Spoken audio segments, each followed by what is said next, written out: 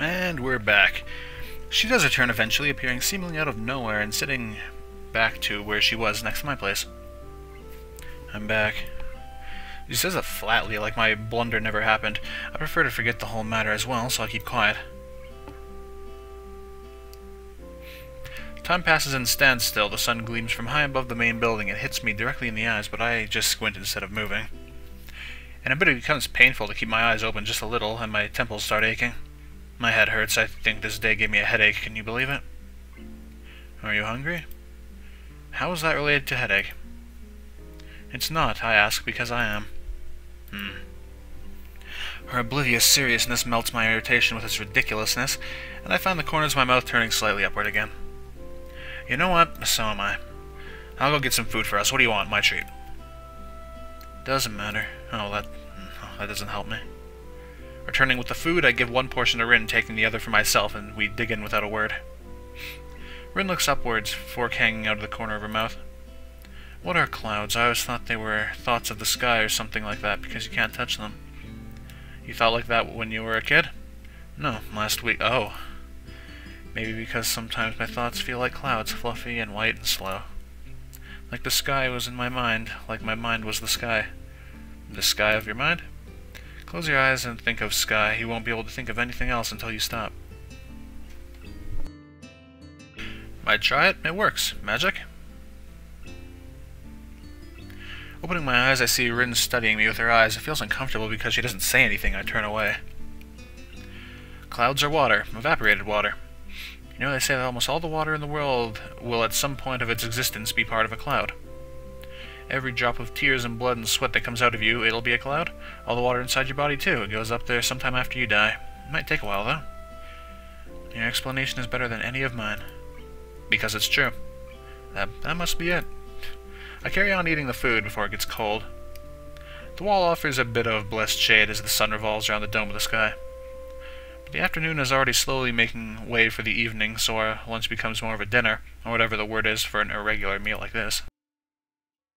Despite what I decide to call it, it certainly hits the spot. I haven't eaten a bit since forever. My appetite filled, I let out a satisfied sigh. Rin hasn't eaten all of hers, but seems to be done with her food as well. I lean back, taking in the atmosphere. The crowd has thinned already, but the activities are still going on. Everyone seems to be enjoying themselves. And why not? It's warm, the kind of perfect summer day when it's hot but not too hot for comfort. The sun will set soon. Time really has flown by and you've done nothing at all. We've been sitting here for 6 hours. What the heck are you doing? Yes, we have. Do you want to do something else now? No, not really. Me neither. She adjusts her position and leans against the wall, and I follow her lead, relaxing my own body. For minutes on end, we sit there without saying a word. I'm trying to feel Rin's mood from her demeanor, the tension of her muscles, the tiny expressions fleeting on her face. It's no use. She's unreadable as always. The crowd swells to and fro, people happily chattering with each other. Very few people pay real attention to the mural, and even less to us. I fiddle with a few odd pebbles absent-mindedly. The act of doing something just for the sake of doing something, the pinnacle of idleness. Inch by inch, the sun creeps lower and lower towards the tree line, changing the color of the sky close to the horizon from golden yellow to orange and red as the moment of sunset draws near. I feel like my stomach is filled with lead after eating so heavily, but the brick wall feels surprisingly comfortable against my back. I try to fight against the drowsy feeling that is overwhelming me to no avail.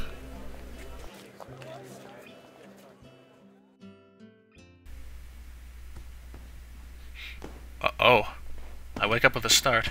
A low boom reverberates through the school ground, after images of bright sparks flash through my vision like stars. Something rises towards the sky from the direction of the sports field. A trail of fire trails behind it until a burst of red and yellow flame lights the sky high above the school with another loud boom. Fireworks. A sudden flash of light against the canvas of the night sky awakens me to realize that it's actually dark already. How long did I sleep? I feel groggy and can't feel my own right arm. As I attempt to flex it, I realize why. Rin is leaning heavily against my shoulder, almost falling on my lap. She's fast asleep, not even fazed by the fireworks. Her mouth is slightly open and her eyes are peacefully closed, the sleeping childlike face of the innocent. I shake Rin gently with my free arm, trying to wake her, or failing that, move her so that my other arm is liberated from its pinch. Rin's face twitches and her eyelids shut tighter as if to resist waking up. She gradually opens her eyes, but keeps them half closed, letting the light from the fireworks sneak just past her eyelashes so that her green irises mirror the bright flashes of the explosions, then looks up at me and frowns. Just a while longer, okay?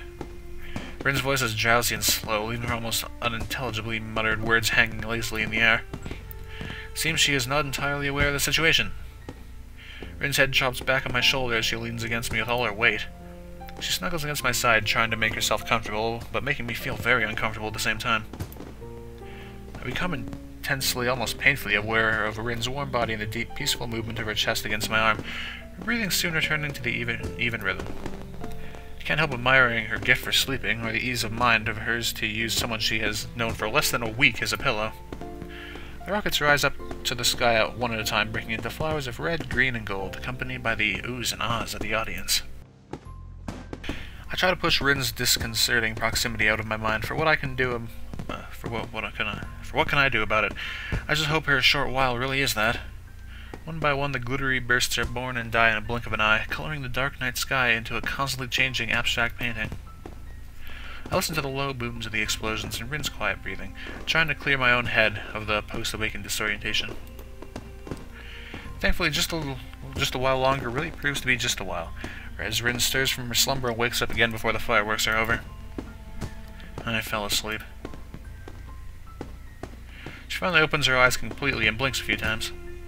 You fell asleep on top of me. Twice. You didn't like it? No, well... Despite the inconclusive stammering, Rin sits upright, drawing herself away from me. Well, you are heavy. Whoa, that's nice. It's a lie. She weighs next to nothing. Oh. But I have to get a jab back at her, even if it's under the belt. My mock protest failed to draw any reaction as Rin's attention draws upwards to the flash of the fireworks. She seems hypnotized by the colorful play of explosions. A slight tingling sensation goes up and down my arm as blood starts to circulate again. It's unpleasant, but it helps me to get rid of this dizzy feeling. If she's not very heavy, how the heck did she cut off circulation in your arm by laying on it? More and more rockets rise up to the sky, the bright colors of their explosions reflecting from the clouds. Both of us stare at the fireworks fixedly through the canopy of the trees, enthralled by the show. We would get a vastly better view of the sky if we moved even a couple of yards, but neither of us bothers to even suggest that. I really do like fireworks, even though looking at them makes me feel kind of sad, I think. It's like they want you to look at them so bad, so they are loud and bright, but when someone looks, they're already gone. It's like they were not even real. They are real, I can tell you that. All of this is real, you know. If you think about it, nothing really lasts for long. Even something like my life or yours is just a blink of an eye in the history of everything. Like one of those rockets, poof, and we're gone. But we're here, aren't we? Yeah, this is reality. Rin sitting next to me, the loud bangs of the fireworks, the vast, unlimited sky. These things are definitely real, even though they won't stay here forever. They won't? Where's the unlimited sky gonna go? I feel warm inside, and I wonder if it's because Rin is so close to me, or just the feeling of being alive. I don't really know what I should say next. It's alright, maybe I'm just talking to myself. But you know, fireworks are pretty, but in the end, isn't it somehow silly to spend so much money on a fraction of a second worth of pretty sparkles? Yes, thank you. I do not get the appeal of fireworks. Rin rips her gaze off the still ongoing spectacle and leans backwards, looking at me with a repulsed face. Oh, I never expected you to be such a cynic. Cynic is a pretty harsh word. Rather than that, I think of myself as a realist. Isn't a realist just the word for what a cynic calls himself? The final rocket goes out with a bang of silver and blue, leaving the ground eerily silent for a moment until the crowd start moving again towards the main gate like a cattle herd. Wisps of gray smoke drift towards the dorms from the sports field. The pungent, sulphurous smell of gunpowder it carries along feels like it sticks to my hair and clothes. Was that it? I think so. I stand up and stretch my sore back. Sleeping against the brick wall wasn't such a good idea after all. Rin stands up as well and turns to face me with an expectant gaze on her tired features. Although she seems to have trouble focusing her eyes, she is looking straight at me, something I feel has not occurred too often in the past week. So... Suddenly realized we've been almost on a date here, as if by accident, even if we did nothing. But it wasn't, so why is blood rushing to my cheeks and my speech stammering? I don't know what I should say, especially since it seems Rin is waiting for me to say something, but luckily she solves my problem for me. Good night, Hizo. She gives me one more lingering look, measuring me from from tip to toe, turns around on her heels and skips off, disappearing into the crowd. Okay, good night. I'm left standing there, giving my response to the cooling night air. The festival turned out to be nothing like I expected. You did nothing all day. I ended up spending all day in one spot with Rin, even though neither of us had agreed on, nor suggested that we do anything. I just didn't have anything better to do, and evidently neither did she. Rin's warmth lingers for a while longer in my body before disappearing into the falling night. Oh. Oh man, a cinematic.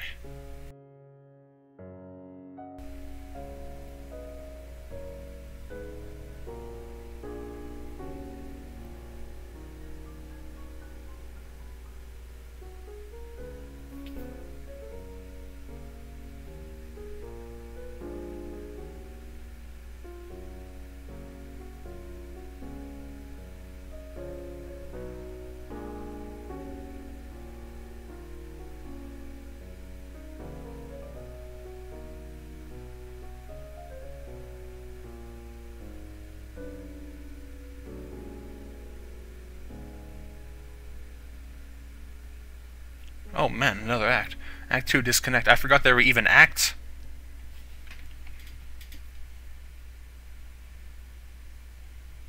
It's already 8:30, but this morning's class has not yet begun. We were supposed to have physics, but the teacher is nowhere to be seen. Had I known this beforehand, I would have slept in too. Suddenly, the classroom door slams open and Muto grunts his morning greeting to us from the doorway. Good morning, everyone. Muto looks like he has not slept at all. The stubble is messier than normal hair, and the stained dress shirt create a less than favorable impression. Guess he had fun last night at the festival, too. Excuse my being late, I ran into unexpected problems. I'm usually not one for festivals like this, but I hope you all had a good time. After all, these sorts of events are important for you all, since they give you a short reprieve from schoolwork. The class replies with various degrees of enthusiasm, and Muto proceeds to take roll and get started. Right then, today's subject is photon particle physics. For long, I have descended into a comfortable coma-like state along with the rest of the class, letting Muto's rambling speeches pass through one ear and exit the other without leaving a trace. Now, who could tell us the solution to this problem?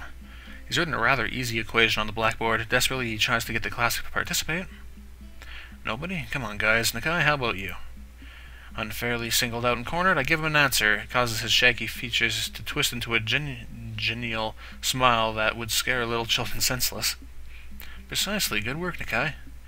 I'm both disturbed and honored by the fact that you can remember my name only 1 week after I transferred here. Why is that weird? From what I've seen, Muto has serious trouble remembering the names of anybody else in the class, and most of them have been here since the first year. The room settles into a dreary mood, students and teacher alike trying to get back on track after the festival.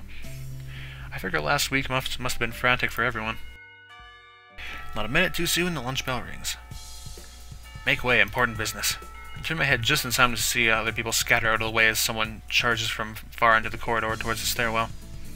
It's too late to realize that I'm standing in the middle of the corridor, directly in the way of the oncoming human projectile. I try to skip backwards towards the doorway. Unfortunately, the person running towards me dodges in the same direction. In the following fraction of a second, several things come to mind in sequence, yet almost simultaneously. First, I recognize that the girl who is on the collision course with me is Emmy. Second, I realize that it feels somehow very natural to be tackled by Emmy once again. I can almost feel comfortable if not for the reflexive panic and terror. Third, Emmy seems to be carrying a foot-tall stack of papers while running in the hallway. She crashes into me, but at least the impact was a grazing one on my arm this time. Owie, why does this always happen to me? Gee, I wonder, could it possibly have anything to do with you running through the corridor like you were on fire? She whimpers regretfully, looking like a hurt puppy. The sight makes me regret my snappish comment the very instant it emerges from my lips. But I was in a hurry. I can tell. Sorry. Don't worry about it. Emmy wails weakly one last time, rubs her forehead as if to expel the ache, while her gaze sweeps over the hallway floor. As she notices her neat stack of papers spread all over the floor in one big mess, she lets out a horrified yelp. The printouts. No, what am I going to do? Teacher will give me hell if they get dirty. They're probably fine. Let's just gather them back up. It won't be a problem. We quickly round up the papers, and Emmy tries to sort the scattered pile in her hands back into the orderly stack it was. Where are you going? Nowhere in particular, I guess. Didn't want to be left alone with Muto in the classroom. I think he has a hangover. Have you eaten lunch? Not yet, but I'm not feeling very hungry anyway. She looks at me incredulously, as if doubting my sanity for letting such a thing out of my mouth. You should go to the roof. I promised Rin I would eat lunch with her. I bet she'd like company. Oh, my lunches with Rin have been remarkably unsuccessful. I know where this conversation is going, and it's hard not to get drawn along, so I have little choice but to play ball. Okay, I'll go pick up some bread or something first.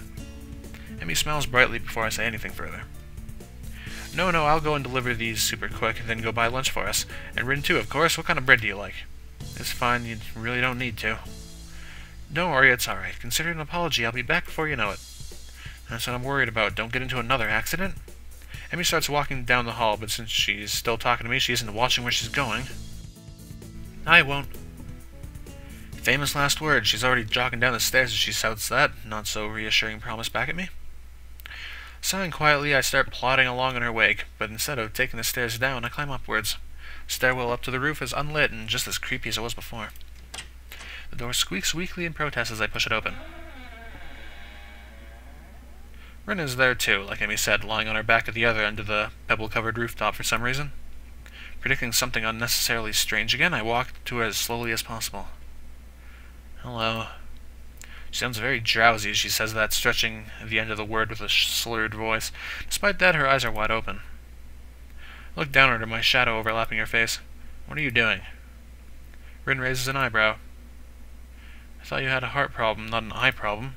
She answers, challenging the rationale of my perfectly valid question, even tilting her head to look at me. Rin's smart-ass comments are infuriating. The worst thing is that I'm not sure if she's doing it on purpose or not. Alright then, let me rephrase. Why are you lying on your back on the rooftop? She gives a lazy shrug and sniffs dismissively. Trying to experience. People probably don't do this enough. What exactly are you trying to experience here? I can't really tell, but there's probably a reason people don't do whatever.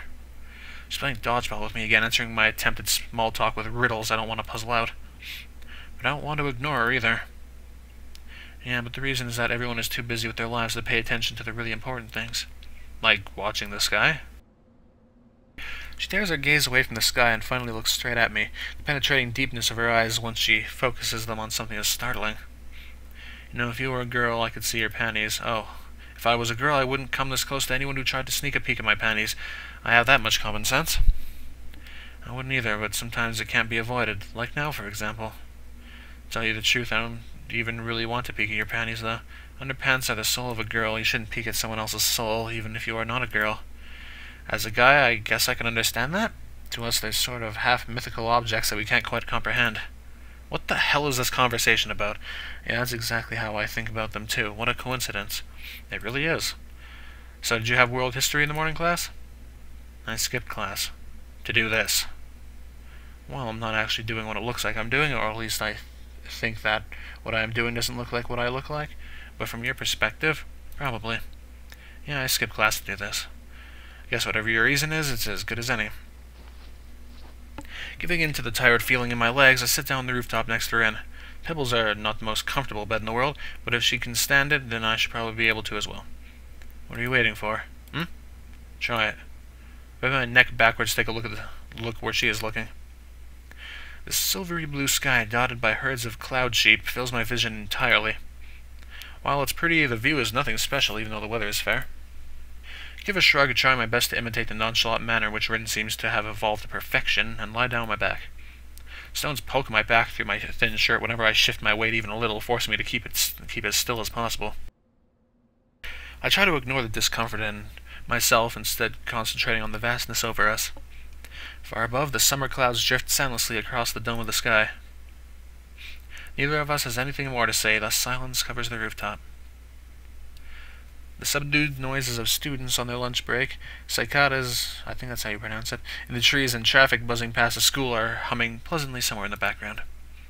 Listen, I had a great time yesterday doing nothing, all day, when I could have been at the festival, you know, doing stuff.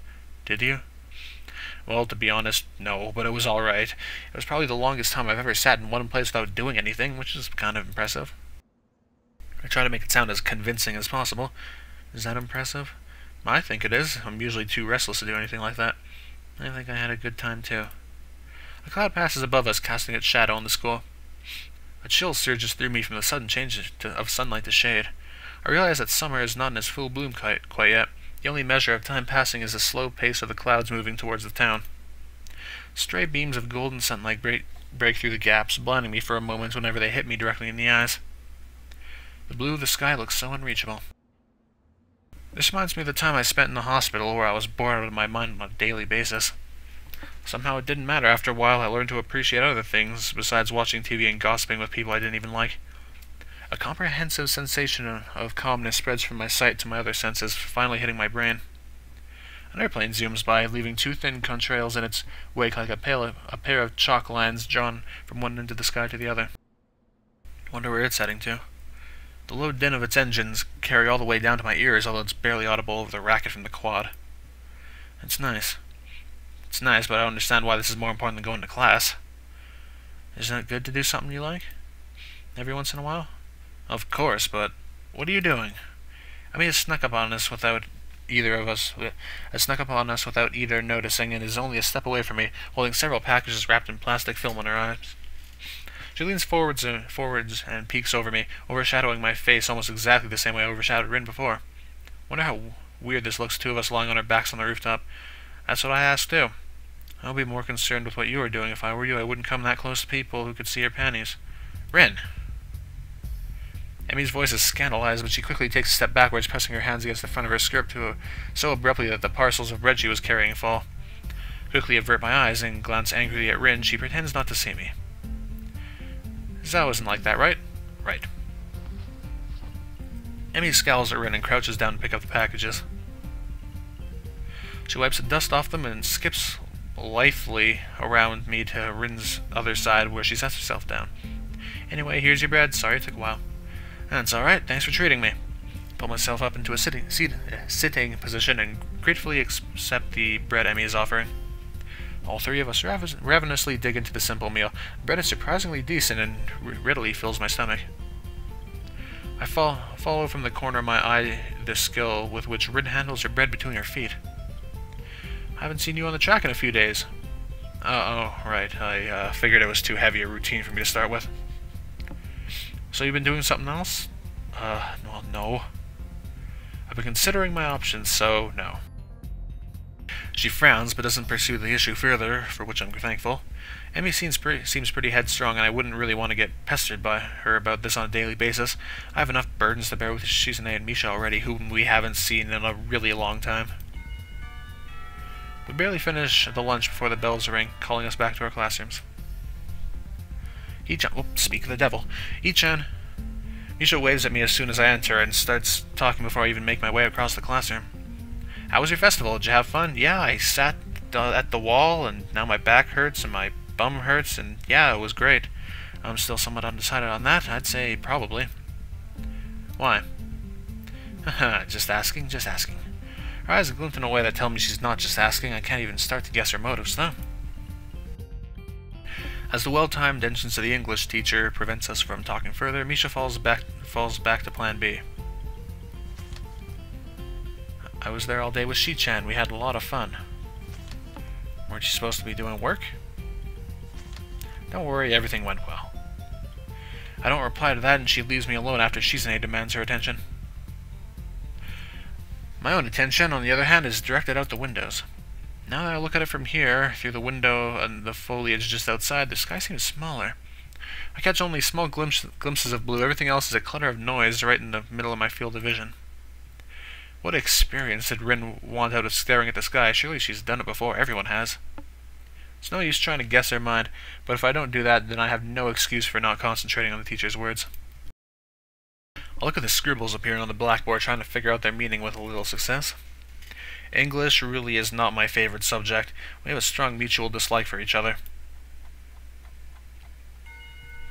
Thick, hot afternoon light invades the corridor, making the air feel heavy and lazy. My body feels weighted down by it as I drag it 2 doors down the hallway to the art room. Maybe this is part of the reason why I didn't join any clubs before. Afternoons just aren't suited for activity. I knock on the door of the art room and open it. A girl who is possibly doing something important with the scroll of paper she's carrying turns to reckon me and smiles in a sweet, if a bit confused manner. Hello? This is the art club, right? Yep, you interested in joining? Yeah, in fact, I might have already done so, but we'll see. I give her a weak smile and her own widens a notch, making me feel less nervous. Great, have a seat then. We'll start when the teacher gets here. Without even scouting the room for a good spot, I walk quickly to the back of the room and settle myself on a free seat apart from everyone else. A few other members are lounging in their seats, waiting for the teacher. Rin sits alone in a window seat, looking outside. She's the only person here that I know, although a guy I've never really gotten along with from my class. My own class is here too. Nobody else comes to greet me. Maybe introductions are left for later, so I just settle for silent observation as well. One boy has sunglasses on an odd sight indoors, where we nod at Yamaku. I'll bet he's the blind student Rin was talking about. The wait proves to be extremely short. Nomiya walks over to stand behind his desk in 3 long strides, then gives a smile and a flamboyant greeting. Good afternoon, everyone. First things first, Hizao is a new member, so everyone get along with him. He winks at me unsettlingly. All 8 members of the club, including myself, answer his greeting with considerably less enthusiasm. Still, people finally straighten up in their seats and begin to pay attention. I think some of you still have projects to work on, so please continue with those if you like. As for the rest, I was thinking that today we could do some rough studies. How does that sound? Nobody answers except with some unintelligible murmurs, which Nomiya apparently interprets as unanimous approval. Alright then, everyone not working on other projects, choose a partner and draw a sketch of one another. You should be able to complete this today, but if not, we can continue it next time, or even do it again if you find it interesting. Remember to pay attention to lighting and shadow and give it your best. Pairing up, I feel pretty awkward about it, hardly knowing anyone here. I wish someone would ask me to be their partner. People stand up and move their chairs closer together, but nobody comes to me. Oh man, it sounds like pairing up at my school. Pretty soon everyone else is paired off. Friends team up with each other, but I'm left alone. Yeah, it's exactly like pairing up at my school. Well, there is Rin. She's sitting in the furthest corner of the classroom, still staring out the window and seemingly uninterested in taking part in the exercise. Since she's the only one without a partner, I walk to her seat. I can't see her face because her hair is covering most of it and she's looking away from me. Rin? I call out to her. No response. Hey, wanna partner up? You're the only one I know here. She seems to finally acknowledge my presence, head turning like a robot as she looks to see who is addressing her. Rin doesn't answer, and I don't want to repeat the question either. I'm sure she heard it the first time. Why doesn't she say anything? It can't be such an awful fate to be paired up with me, can it? She doesn't look at my face, instead stares directly at my chest and stomach. Oh, okay, why not? Okay, good, great, I'll get the stuff for us. Looking at the equipment, Nomiya is prepared for today's meeting confuses me. Instead of graphite or pencils, we are apparently supposed to do ink sketches. I've never done anything like that before. The teacher, however, seems confident in my abilities to adapt to this medium. Simple. First, you do the outlines in ink, you let them dry, and then you shade with the diluted ink. This is called India ink. It works like watercolors. If you're uncomfortable with it, use a pen instead of a brush for the outlines. Got it. I pick up paper water cups, 1 pen for me, 1 brush for Rin, and ink for both of us, then return to Rin. Grabbing a vacated chair from nearby, I see myself directly opposite of her. Do you want me to do it with my foot or my mouth? What'd you say? She tilts her head, her brows forming questioning arches as if she doesn't understand that I didn't understand the question. I don't mind drawing either way. You'll look better if I do it with my foot, though. With your foot, then, if it's all the same to you. Nodding in answer, Rin gets up from her feet and kicks off her sandals. In 2 fluid motions, he picks up the paper sheet and drops it on the floor, and snatches the brush between her toes before sitting on the floor in a weird half-cross-legged position. Although I've seen her do everything with her feet already, from eating to painting, this display of dexterity is so prodigious that I just stare at her, stunned. Rin contemplates her blank paper intently. The sharp tip of her brush hovers over the paper in anticipation. When she raises her head to see if I'm ready, I quickly turn my face away. I'll go first. Make a pose. What kind of pose? It doesn't matter. That's the point. You have to make a sketch of the impression you get, not decide beforehand. I end up just sitting in my chair, my hands hanging limply between my knees. I look at her, and she looks at me for a moment before beginning. Rin's stare is piercing, but impassive, as if she were trying to absorb a part of me into her own self. I feel like I'm physically shrinking under the pressure of her gaze. I get the feeling that for the first time since we met, Rin is actually looking at me instead of in my general direction. She sketches with confident, bold sweeps of the delicate brush, not caring about the potential destructive consequences of an accidentally misplaced stroke. After she's happy with the outline, she stands up to pose for me, stretching her back and legs. This time, she doesn't look at me. Instead, Rin lets her gaze wander around the room. I'm relieved it's easier to stare at someone when they aren't staring back at you. Even so, I find it hard to get the sketch going. I'm not especially artistically talented, so I'm scared my portrait will turn into something disfigured, especially when compared to my partner's skill. I don't want to embarrass myself too badly on the first try. Rin is not helping the process either. She doesn't stand still for even 10 seconds, tilting her head from side to side to judge her drawing, biting at her lower lip, looking unsatisfied, and constantly shuffling around like she was on hot coals. I finally managed to make some headway on my sketch, and with my outlines done, we both start inking in the shadow and light. Nomiya passes by and remarks on the beginning of our sketches. Very good, standing figures easier for a beginner to get the grasp of. But I didn't choose the pose. I look at him and then at Rin in confusion, but he's already moving on to the next pair, and Rin seems unresponsive.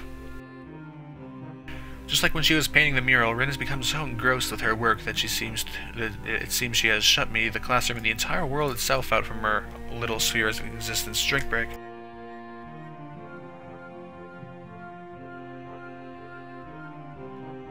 Alright. Every now and then she leans backward, seemingly to get some perspective. Sometimes she bends forward, leaning down until her nose almost touches the paper. This rocking back and forth looks silly. Suddenly Rin proves she hasn't completely drifted off into a world of her own and speaks. Are you having fun already?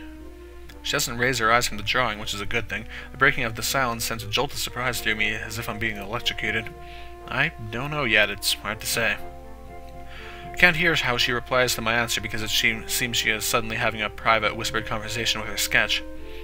I don't understand how she can draw so well when she has the attention span of a butterfly. As it seems she lost her interest, I go back to work on my drawing as well. I try to add texture to Rin's hair to somehow grasp the way the golden afternoon sun lights her bright red tussle of flame and transfer it to my paper in shades of black and gray. Somehow this pen and the bottle of ink seem like such lousy, inadequate tools for the task. Minutes pass, but the sketch doesn't magically look any more like Rin than it did before. Her voice wakes me up from my despair. What about now? Excuse me? Are you having fun already? Why do you keep asking that? Because it's a club, right? Clubs are meant for fun. You joined to have fun. Are you having fun? Is it important that I'm having fun? Yes. Okay, I'm having fun. Good. I wonder if I just said that to please her, if I really meant it. I can't really decide which it was. I don't hate this, though. I can honestly say that much. It's good enough for now. As the allotted time to finish the studies quickly ticks away, I desperately try to improve my awful sketch, but it doesn't seem to get any better. I want to start again from scratch, but what would be the point? It's no time for that either. Okay, everyone, that's it for today. Please turn the drawings on my desk, and I'll see you all next Monday. I glance at my portrait. It doesn't exactly look like Rin, but I guess you could say it portrays her, but that might be a bit generous. The nose and jaw look hideous, and the shading is terrible. Granted, it's my first attempt at drawing with ink, but it's still pretty bad. That's not bad. She sneaked up behind me while I was lost in thought. Damn it, I was hoping I could smuggle the portrait to the teacher without you seeing it. Why? I'm not really happy with it. I wish I could draw better. You just need some practice. Could you take my drawing to the teacher too? Curious myself about how the sketch turned out, I peek at the picture. From the way Rin was drawing, it looked like she was really into it. Oh dang. It's excellent. Somehow the seemingly arbitrary strokes come together to form an image of my face, from the shape of my chin to the messy hair to the somewhat gloomy expression. Her sketch blows my mind. Let that save. Let's create a new state. I wish I was as good as you. I like both of these answers. If I saw someone's good art, this is the choice I would have to make. You're amazing. I actually don't know which one would be the right one.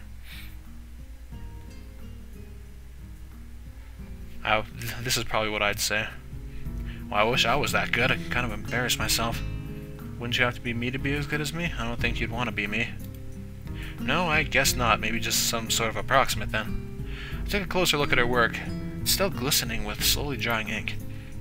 You know, I look kind of grim here. You do look kinda grim, I mean, I agree, but it's also true otherwise, too, like this you, not the you I made. I do? I think so, at least. Her simple statement makes me feel suddenly incredibly self-conscious. I feel like I need a mirror right now to confirm or debunk Rin. It's a nasty feeling. Maybe it's just her, I hope it's just her, and that I don't look like that sketch to anyone, to everyone. It's a good sketch, but somehow I get a really oppressive feeling from it. I see. Anyway, it looks really good. You really are amazing. Thanks, I'm glad I could draw you. You are an interesting person. You're an interesting person too, but that didn't help me much. My self-deprecation has no limits today, but Rin ignores it all. I knew that I could never compare, but to see the difference with my own eyes is quite humbling. I see. I tried to make you look like you think a lot, since you did a lot of thinking. And yeah, I might have overdone the fed up with life expression, but cynics are like that, right? I want to retort something snappy, but Nomiya gives me no time to think, ushering us to the door. Hurry up, you two. While we've been chatting, the rest of the club has taken their leave. I quickly pick up her drawings and take them to the teacher's desk before hurrying after Rin, who has already left the classroom. She's not in the hallway. To my surprise, I wonder where she managed to run off to in just a few seconds. Would have been nice to talk more. Well, not that I had much to say, except maybe get back at her for calling me a cynic. It's surprisingly late. I already got used to school ending at the same time every day, so I can feel the extra hours in my head and my gut. My growling stomach reminds me that I am absolutely ravenous. I'm so hungry that I dared to try anything the cafeteria staff has deemed edible. Even when I see today's delicacy, fried mystery lumps, my steely resolve doesn't fade. I stuff the dinner down without tasting it at all, which is probably for the best. I don't have much homework to do, but what little I have won't get done by itself, so I stroll towards the dormitories. Man, it's like... Is school food that bad? The food at my school was actually pretty good. Preparing for the post-homework lull, I knock on Kenji's door. Aw, yeah.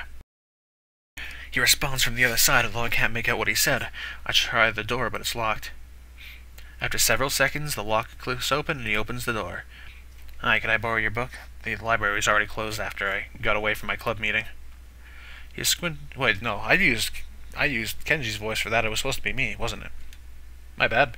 Hey, could I borrow a book? The library was already closed after I got away from my club meeting. Whoops. He is squinting even more than usual, and his eyebrows are twitching nervously. Club, that's dangerous, man. Indoctrination, groupthink, brainwashing, you name it.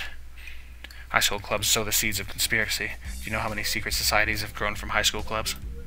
Once you're back, don't get too deep in. You might not come back. Okay, Kenji, so how about that book? Sure, but return them and don't spoil any of my books. No drinks, no food stains, no bodily fluids. Capiche? Capiche? Is that how you spell capiche? It doesn't look like it. Sure, thanks. Instead of letting me in, he retreats from the door, closing it again. After a few seconds, he returns with a stack of 3 thick books and hands them over to me. Opening the topmost one, a familiar emblem stamped on the copyright page greets me. Your books. These are from the school library. They are now mine. You stole these. What are you talking about, man? I've been liberating these from the oppressive feminist movement that controls the library. Please don't say oppressive feminist movement. Doesn't mean the poor librarian girl, Yuko. She couldn't even oppress a wet towel. Kenji turns away, mumbling something I can't make out, and closes the door behind him.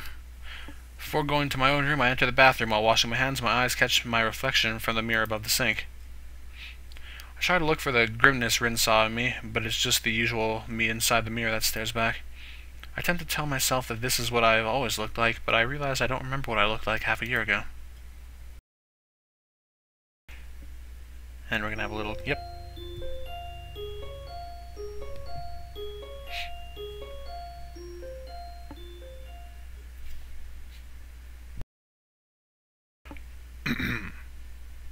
I wake up all sweaty as if I had run a half marathon in my sleep. Odd, I don't recall sleeping badly. It sends a little pang of worry through me. I wouldn't want to have my heart acting up without being able to notice it. Still, apart from this odd exhaustion right after waking up, I'm feeling just fine. My mouth is like sandpaper and I have nothing to drink, so I have to go all the way to the bathroom to take my meds. On impulse, I decide to take a shower while I'm at it. While I'm in the shower, I make up my mind that this counts as morning exercise if I properly compensate with a nice half-hour walk after school. Obviously, I wouldn't want to risk possible complications by going running now. Besides, Emmy will never know, and I think she's given up on me in any case. Good. Walking could be nice anyway, just to get to know the area. There's a big forest in the hills behind the school, or I could go down to the convenience store. While still dabbing the moisture off my skin, I set out to find my uniform. Quickly button up my shirt and pull on my pants before going outside. Normally, during this time of the year, I'd be eagerly awaiting summer vacation. Having only been at school for a little over a week, I don't really have that kind of feeling. I'm still savoring the school life, and considering the sharp and awkward turn my life has taken, I haven't had the time to become preoccupied with getting free of it. Besides, once vacations hit, it'll be a nice surprise for me if I'm not expecting it, especially with the end of term exams looming ahead. At least I don't have any catching up to do with my studies. My diligence is finally paid off. I push myself past the boys gathered in the doorway and flop into my seat. From the corner of my eye, I can see Shizune and Misha pause their unavoidably animated conversation and turn almost simultaneously in my direction. They clearly want something from me. I can tell from the way Shizune smiles. It's too obnoxiously bright to be sincere and too calculated to be spontaneous. Good morning. Her greeting is made of 100% cheer and bursting energy. Morning. Failed to put either of those into my response. You don't look very energetic. Yeah, because I'm talking to you. No wonder I don't feel very energetic either. I did think I didn't sleep well, but I'm not sure. She slaps me in the back and grins. Cheer up a bit, it's a great day. I catch Shizune's eyes. She has a strange focused expression on her face, but she furrows her brow a little at direct eye contact and looks away.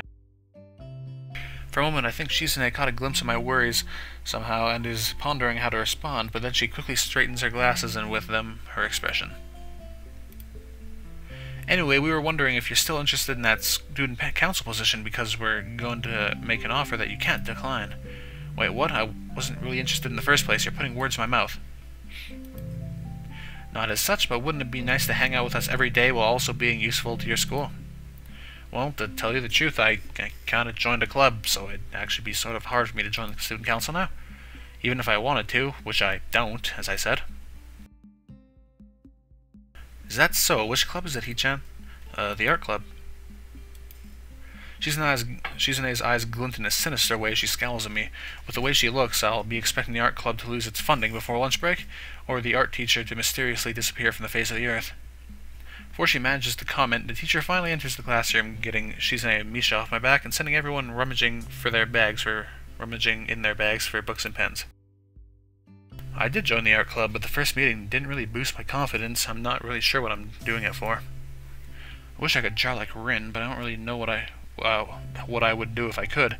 To what end would I use such a skill? I don't really know. Ignoring the teacher's sleep-inducing voice, I opened my notebook to an empty page and pressed the needle-sharp graphite tip of the pencil onto it. What to draw? Can't really think of anything good to draw. I thought it was going to give me a choice. As I hesitated and raised my hand, a meek black mark left on the previously blank paper seems aggravating.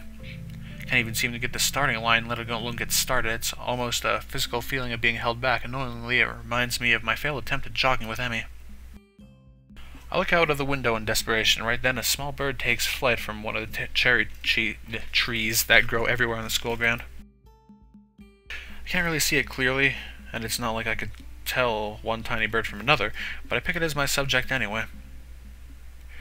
Conjuring up the image of a bird in my mind's eye, I turn my gaze back to the notebook and deliberately draw a thick line across the paper to get started.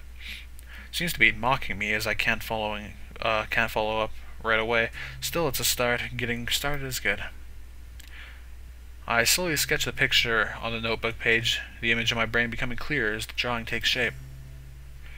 It's really nothing, just that nameless nothing bird on paper, but that's not important.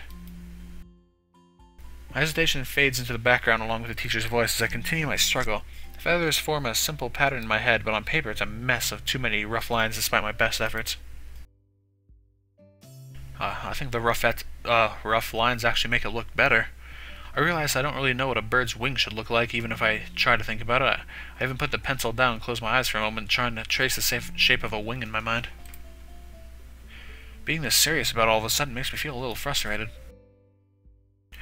Art class in middle school was the easy class in between exhausting subjects like math or Japanese, but there's this other side to art, the one you see when you don't just fool around. It's almost like a completely different thing. That's pretty nice. Ichan. I look up to see two girls staring back at me.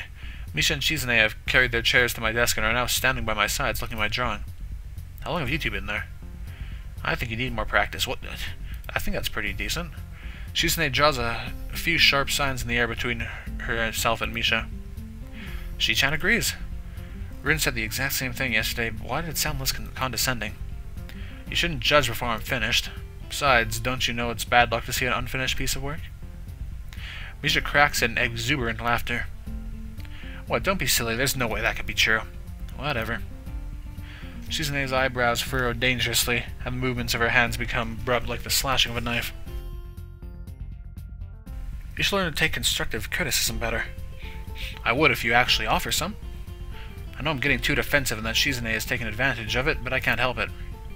What are you two doing here anyway? Misha wags her finger admonishingly at my nose. Tisk tisk, Ki-chan. Were you not listening to the teacher at all? Nope. We have a group assignment now. Oh, and I'm with you? I nod bleakly and let them take the lead. So what did you think of the lesson for today? Not much of anything. I didn't listen to a word of it. Misha slaps her forehead and shakes her head theatrically. What are we going to do with you, Ki-chan? Luckily, Shizune and Misha together are more effective than the 3 or 4 normal people, so I can mostly slack on the assignment. Oh, that's a good way to think about it. I try my best to offer at least some assistance, but I end up being mostly useless. Teacher keeps us in class 5 minutes past lunch bells, but eventually lets us off the hook. I quickly stuff my books into my bag, while Shizune and Misha carry their chairs back to their own seats. The failure of a bird drawing ends up being crumpled and stuffed in my pocket as I hurry outside. Hey, that's what I do with my art when I don't like it.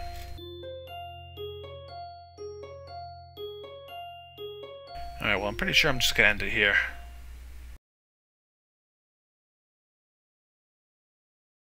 Yep, I guess I'm just gonna end it here. Alright, well, thank you for watching,